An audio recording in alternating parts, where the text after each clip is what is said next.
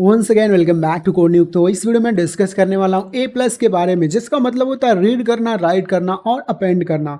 तो रीड करना तुम्हें पहले से पता है, राइट करना तुम्हें पहले से पता है। अब बात आती है अपेंड करना। तो ये जो ए प्लस है ना, बहुत ही ज़्यादा पावरफुल है यार, बहुत सारी चीज़ें कर सकता है। यहाँ पे लिखी हुई है कि ये क्या क्या चीज़ें कर सकता है। तो तुम्हें समझना है अपेंड करना क्या होता है। तुम मान लो कि एक फाइल है, उसमें कोई चीज़ पहले से लिखा हुआ है और तुम एक्स्ट्रा चीज़ उस फाइल में लिखना चाह रहे हो। उसी प्रोसेस को हम लोग कहते हैं अपेंड करना। और अगर तुम अपेंड करना सीख गए ना, तो तुम समझना कि ए प्लस सीख गए।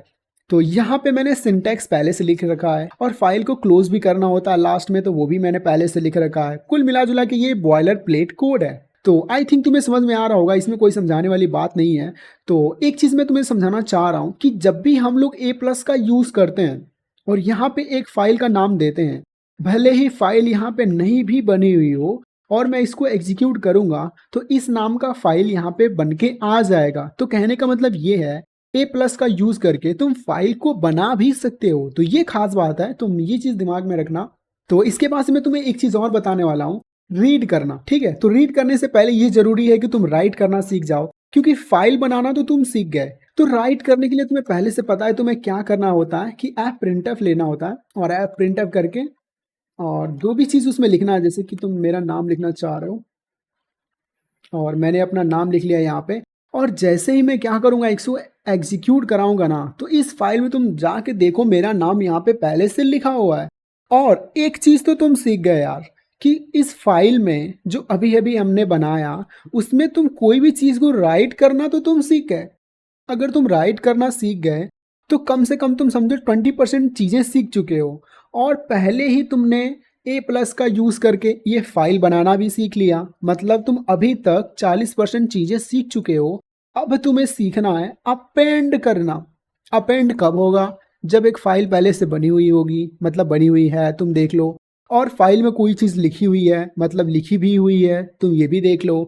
और इसके बाद से अगर कोई तीसरी चीज हम लोग लिखना चाह रहे हैं, तो वो क्या करेगा, यहाँ पे जाके अपेंड हो जाएगा। तो रुको, मैं तुम्हें एग्जीक्यूट करके भी दिखा रहा हूँ, लेकिन यहाँ पे मैं किसी का रेंडमली नाम ले ले रहा हूँ, जैसे कि। तो यहाँ पे जैसे ही मैं इसको एग्जीक्यूट करूंगा, तो ये जो नाम है ना, जाके अपेंड हो जाएगा। कहाँ अपेंड हो जाएगा? इस फाइल के अंदर। तो तुम खुद देखो, यहाँ पे जो नाम है ना, वो जाके अपेंड हो चुका है। तो ये एक ही लाइन में अपेंड हो गया। तो इसको रुको, मैं हटा लेता हूँ और इसको मैं शायद एक बार और इसको एग्जीक्यूट कराऊं, तो शायद वो नेक्स्ट लाइन में प्रिंट हो। नहीं तो कोई और तरीका अपनाएंगे। तो एक तरीका अपनाते हैं। यहाँ पे मैं क्या कर रहा हूँ, ये यहाँ पे कर दे रहा हूँ और यहाँ पे शायद आप वर्क करें। तो उससे कोई मतलब नहीं है यार, यहाँ पे लिख रहा है नहीं लिख रहा है, उससे हमें मतलब नहीं है। हमें समझने से मतलब ये है कि अपेंड क्या होता है, और वो चीज़ तुम सीख लिए हो। तुम देखो तो यहाँ पे कोई चीज़ पहले से लिखा हुआ था, जो कि मेरा नाम था। यहाँ पे हमने दूसरा नाम लिख दिया और ये डिलीट भी नहीं हुआ। तो कितनी अच्छी बात है ना, कि जो चीज़ पहले से लिखी हुई है वो डिलीट भी नहीं हुआ। हम लोग ने दूसरी चीज़ लिख ली और इसी प्रोसेस को हम लोग अपेंड करना कहते हैं। और अपेंड करना अगर तुम सीख लिए तो ए प्लस सीख लिए। तो बहुत अच्छी बात है यार, अगर तुम इतना समझ पा रहे हो तो। और इसके बाद से मैं तुम्हें बताऊंगा रीड करना। तो क्या रीड करना है? इस फाइल में जो भी चीज़ लिखी हुई है उसी को तो हमें रीड करना है ना। तो रुको, मैं तुम्हें क्लियर कर दूं, सबसे पहले ये चीज़ क्लियर कर दूं। और इसको क्लियर करने के बाद हमें रीड करना तो यार पहले से आता है। तो रीड करने वाली बात तो यार मैं जल्दी जल्दी टाइप कर लूँगा, क्योंकि वो तुम्हें पहले से आता है। और हमें अब कोई भी चीज़ राइट करना नहीं है। और रीड करने के लिए हमें सबसे पहले क्या लिखते हैं? सबसे पहले बताओ, रिवाइंड लिखते हैं। रिवाइंड लिखा, रिवाइंड के अंदर फाइल दे दिया।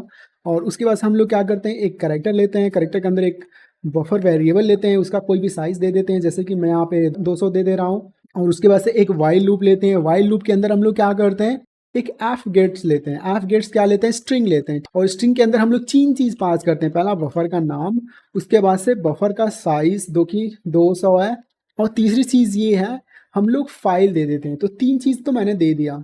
अगर ये गलती से भी अगर खाली हो गया, मतलब ये फाइल गलती से भी खाली हो, तो यहाँ पे हमें क्या लिखना रहता है, नल लिखना रहता है। कि अगर गलती से भी फाइल नल मतलब खाली हो गई हो, ये लूप चलाओ ही मत। अगर लूप चलेगा ही नहीं, कोई मतलब ऑपरेशन ही परफॉर्म नहीं होगा। लेकिन अगर फाइल खाली नहीं है, ठीक है, मतलब भरी हुई है, तो इस लूप को चलाओ। लूप चलेगा तो यार कोई चीज़ प्रिंट होगा। और वो कौन सी चीज़ प्रिंट होगा, मैं यहाँ पे बता दे रहा हूँ। क्या प्रिंट होगा? वो होगा स्ट्रिंग प्रिंट होगा। और कौन सा स्ट्रिंग प्रिंट होगा? वो बफर इस वाले स्ट्रिंग को हम लोग प्रिंट कराना चाह रहे हैं। तो आई थिंक इसमें कोई चीज़ समझने वाली बात नहीं है, लेकिन एक चीज़ और मैं यहाँ पे मैं लिखना चाह रहा हूँ, जैसे कि पिछले वीडियो से इसको थोड़ा डिफरेंट बनाया जाए। तो कंटेंट ऑफ द फाइल, तो इसके कहने का मतलब ये है कि जो फाइल में पहले से कंटेंट लिखी हुई है, यहाँ पे हम लोग उसको प्रिंट कराने वाले हैं। और यहाँ पे नेक्स्ट लाइन को प्रिंट करने के लिए यहाँ पे बैकस्लैश है, ठीक है, और यहाँ पे सेमी कॉलन। तो ये पिछले वीडियो का ही कोड है यार, इसमें कोई समझने वाली बात नहीं है। ये पिछले वीडियो मतलब 2-3 बार से मैं एक ही चीज़ दोहरा रहा हूँ, इसलिए मैं इसको अच्छे से एक्सप्लेन नहीं कर रहा हूँ। लेकिन मगर तुम ए प्लस को अगर तुम समझ पा रहे हो, ए प्लस का मतलब होता है अपेंड करना, तो तुम चीज़ें समझ चुके हो यार। ये तो बस रीड करना होता है। तो रुको मैं तुम्हें दिखा रहा हूँ। तो यहाँ पे जो भी चीज़ फाइल में लिखा हुआ था वो उसको रीड करके यहाँ पे निकाल दिया। So thank you for watching, मिलते हैं नेक्स्ट वीडियो में। आई होप ये बहुत ज़बरदस्त वीडियो था, तुम्हें समझ में भी आया होगा।